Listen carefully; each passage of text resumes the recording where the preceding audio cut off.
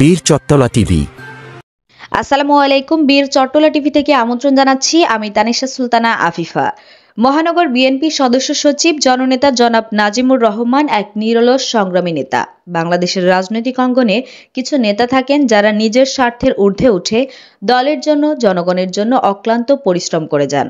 মহানগর বিএনপি সদস্য সচিব জনাব নাজিমুর রহমান ঠিক তেমনই একজন নেতা, যিনি সততা, নিষ্ঠা ও দলীয় আদর্শের প্রতি অবিচল থেকে রাজনীতিতে নিজের গুরুত্বপূর্ণ অবস্থান গড়ে তুলেছেন।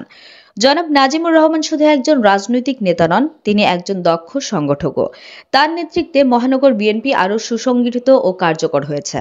তিনি সর্বদা নেতাকর্মীদের পাশে দাঁড়িয়ে তাদের অনুপ্রেরণা জুগিয়েছেন এবং সংগঠনের সঠিক দিক নির্দেশনা দিয়েছেন, যার জন্য তাকে সইতে হয়েছে অনেক জেল, জুলুম, অবিচার।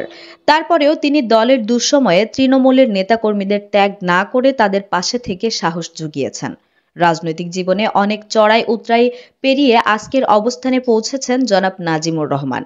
দলের দুঃসময়ে তিনি ছিলেন অবিচল, কখনো নীতির সাথে আপোষ করেননি। বিএনপির আদর্শকে সামনে রেখে তিনি বিভিন্ন আন্দোলন সংগ্রামের নেতৃত্ব দিয়েছেন, কর্মীদের একত্রিত করেছেন এবং গণতন্ত্র পুনরুদ্ধারের ভূমিকা রেখেছেন।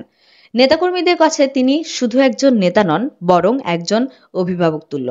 তিনি সবসময় জনগণের সুখ দুঃখের অংশীদার হন, যা তাকে সাধারণ মানুষের হৃদয়ের কাছাকাছি নিয়ে গেছে।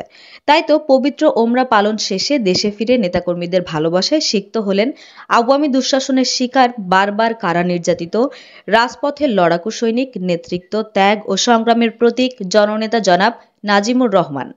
আমাদের আরও খবর পেতে চোখ রাখুন বীর চট্টলা টিভিতে। ফেসবুকে ফলো, ইউটিউবে সাবস্ক্রাইব করুন। সাথেই থাকুন সবসময়।